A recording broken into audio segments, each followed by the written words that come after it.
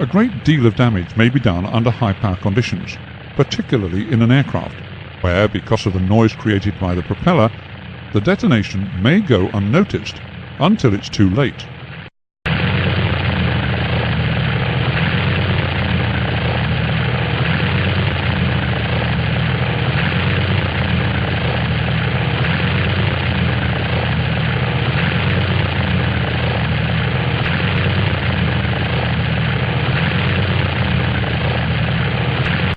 We've already stated that if a fuel of a lower octane rating than that recommended is used, it will promote detonation, especially under high power conditions. The octane rating of a fuel is obviously very important. To determine the anti-detonation qualities or octane rating of a fuel, its combustion characteristics can be compared with those of a mixture of two chemically pure fuels, called reference fuels, under laboratory conditions. Isooctane is one of the reference fuels. It has very good combustion characteristics and shows little tendency to detonate when mixed with air and ignited at high temperatures, so it's given a rating of 100. Normal heptane is the other reference fuel. It, on the other hand, detonates very readily and has a rating of 0. Thus, the combustion characteristics of any fuel can be compared with those of a blend of these two reference fuels, by using each in turn under standardized conditions in a special single-cylinder engine, an example of which is shown here. The special engine is first run using the fuel under test. A blend of the two reference fuels is then prepared, which will produce the same degree of detonation in the engine as did the fuel under test. If, for example, that blend of reference fuels was 95% isooctane and 5% normal heptane, and it performed identically in the special engine, the fuel under test would be given an octane rating of 95. Originally, tests were based on an air-fuel ratio which gave maximum detonation, but this condition is not truly representative of the working range of the engine.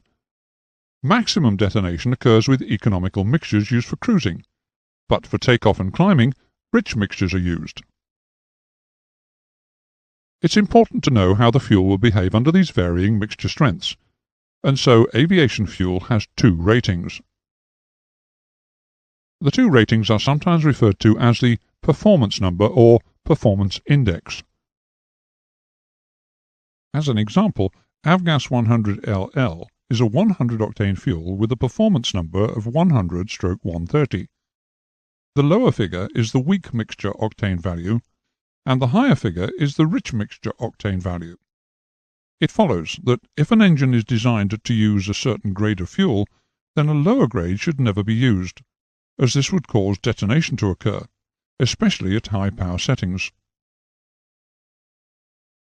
If at any time a fuel with the correct octane rating is not available, then a fuel with a higher octane rating must be used. Detonation can be avoided by putting small quantities of additives into the fuel, the principal one that used to be employed being tetraethyl lead or TEL. The action of tetraethyl lead was to reduce the formation of peroxides during combustion, and by doing so it increased the octane rating of the fuel. This picture shows a molecule of tetraethyl lead which can be thought of as an atom of lead surrounded by a hydrocarbon cage. Tetraethyl lead had to be used with care, because lead oxide was formed during its combustion. Lead oxide isn't volatile at the temperatures that normally occur within the cylinder, so it had a tendency to stay inside the engine. Unfortunately, it was corrosive to the exhaust valve seat, and the sparking plug electrodes. It was thus necessary to add ethylene dibromide to the fuel, which changed the reaction which occurred during combustion so that the lead oxide was converted to lead bromide. Lead bromide is volatile, and thus it was ejected with the exhaust gases. The lead content of the fuel was thus exhausted into the atmosphere, where it was able to infiltrate the bodies of anyone unfortunate enough to ingest it. This map of Florida shows places, marked by purple dots, where drinking water was contaminated by ethylene dibromide to levels exceeding 2 micrograms per litre. The concentrations conform closely to areas with heavy gasoline usage. Lead has an extremely harmful effect on the human body, and a high enough dosage can kill. Recently there has been increased concern over the environmental effects of the lead content of 100 LL avgas, and in response the oil companies have been trying to develop unleaded avgas. They have had some success at the lower octane levels with lead substitutes such as benzene, toluene and xylene, but have encountered significant obstacles in trying to produce an unleaded equivalent to 100 LL, that is 100 UL. Benzene is believed to cause cancers, leukemia and anemia. Because of this and other factors, even more additives have had to be found to replace the lead which previously was added to the fuel. One of these additives is methyl tertiary butyl ether, or MTBE. The oxygen atom in MTBE, shown in red in this picture, helps provide extra oxygen for complete combustion, which raises the octane rating of a fuel, amongst other things. Unfortunately, MTBE has been found to be carcinogenic in very small quantities, so it too is being phased out of use. Ethanol is a form of alcohol which is slightly more expensive than MTBE. When ethanol is added to the fuel, it too has the effect of raising the octane rating in a similar manner to MTBE, but it has so far not been found to be harmful to humans. As with the MTBE molecule, note in this picture of an ethanol molecule the oxygen atom. Fuel additives that control deposits in the fuel system, the fuel injectors, the inlet valves and the combustion chambers of reciprocating engines are produced from ethylenamines. To reduce the production of varnish in fuel system components, such as the fuel injectors, dispersant detergent additives are used. These take the form of chlorinated polybutenes. The use of better quality fuel in the engine has several benefits. The use of a higher octane fuel will allow the use of increased compression ratios, such as those experienced in this Formula One engine. Increased compression ratios give an increase in thermal efficiency, better fuel consumption, and an increase in engine power. Higher octane fuel used in an engine will allow the use of increased induction pressure and greatly increased power from a given engine by the use of a supercharger, like the one fitted to this Merlin engine. This is because the power output of an engine is directly proportional to the weight of mixture burnt in a unit time.